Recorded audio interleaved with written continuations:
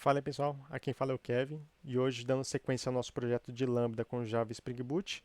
Agora a gente vai estar fazendo as próximas etapas de configuração desse Lambda. A gente fez o upload da camada, fez o upload do Lambda, configurou o handler e a camada dentro do Lambda. Agora a gente precisa fazer algumas configurações específicas dentro do Lambda para que ele possa performar melhor, beleza?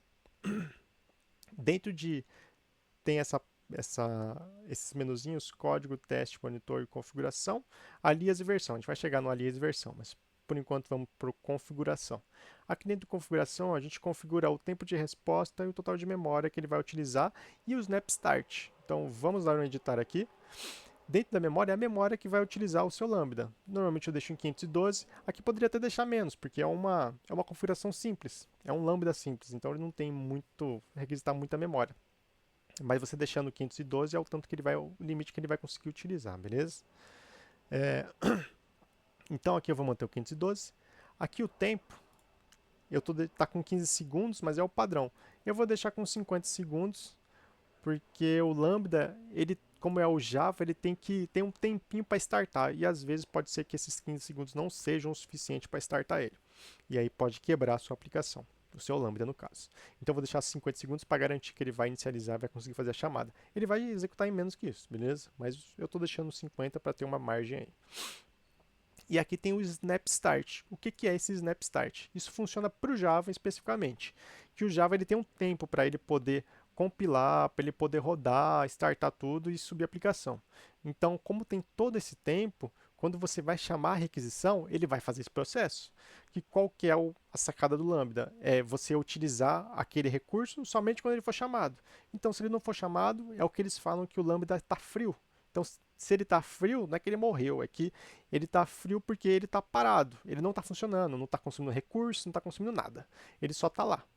Então, quando você chama ele, ele vai dar uma carga no Java, no projeto, e ele vai começar a buildar e subir.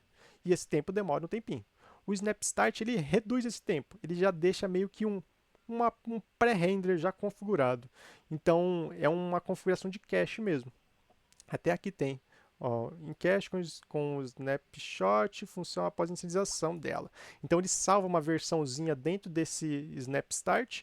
E aí quando você chamar a inicialização dele, como já está em cache, ele já foi feito esse processamento, é muito mais rápido. Então ele não tem que fazer todo o processamento de buildar para ele poder subir. Já está tudo buildado, tudo certinho, tudo configuradinho. Bateu, ele vai chamar, beleza?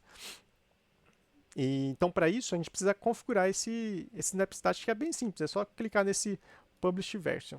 Então, clicando aqui, ele vai fazer a publicação para o cache, e aí vai ficar lá dentro bem mais rápido para a gente poder utilizar, e não vai ter todo esse tempo de inicialização. Salva esse cara aqui então. Beleza, já salvou aqui. E agora a gente vai para a parte de versão e alias, beleza? Aqui na parte de versão ele demora um tempinho a mais para ele poder fazer o processamento, que ele vai fazer todo o build, fazer a versão e poder publicar esse cara, então ele demora um tempinho. Então vamos para ele e fazer uma nova versão para a gente já poder deixar tudo configuradinho. Então vamos aqui em publicação e publicar. Aqui provavelmente ele vai demorar uns segundinhos, vamos ver, às vezes vai rápido, às vezes demora um pouco mais, mas demora bastante, eu adianto aí no vídeo, beleza?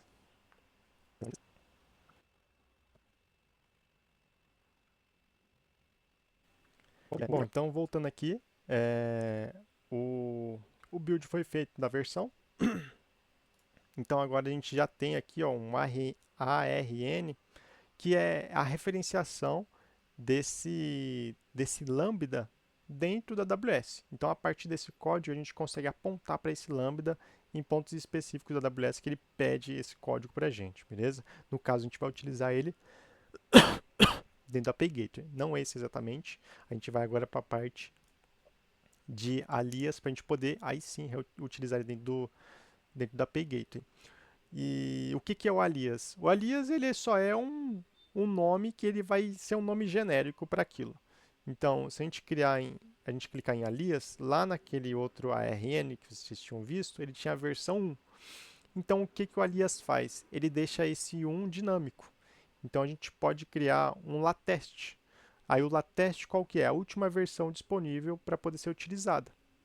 Só que isso nem sempre é bom, Que se você fizer isso e deixar tudo como lateste, uma vez que você atualizar aquele lambda, logo ele vai pegar essa versão. E se você estiver trabalhando com ambiente de produção, desenvolvimento e homologação junto, isso vai dar ruim.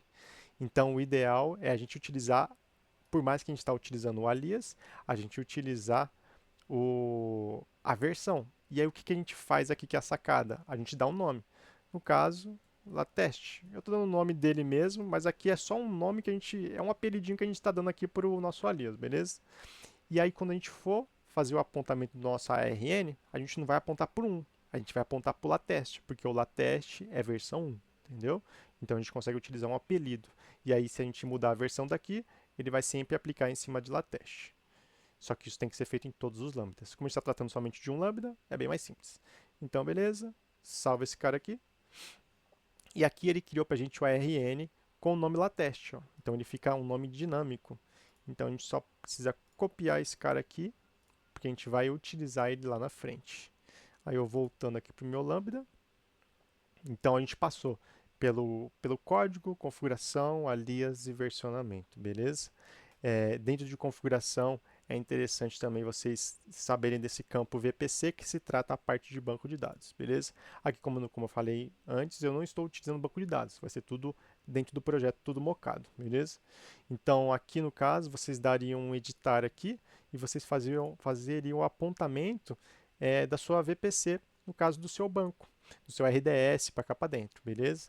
Que aí você tem que fazer essas configurações de permissão, de apontamento de banco, para que o projeto ele consiga acessar os bancos, ter as permissões necessárias para ele poder fazer os acessos ao banco, fazer salvamento do banco, fazer tudo no banco, beleza? Então isso é bem importante.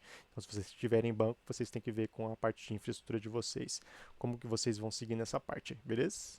Aqui não tem, vou dar um cancelar. E é isso. Bom, então essa parte de configuração ela já está finalizada.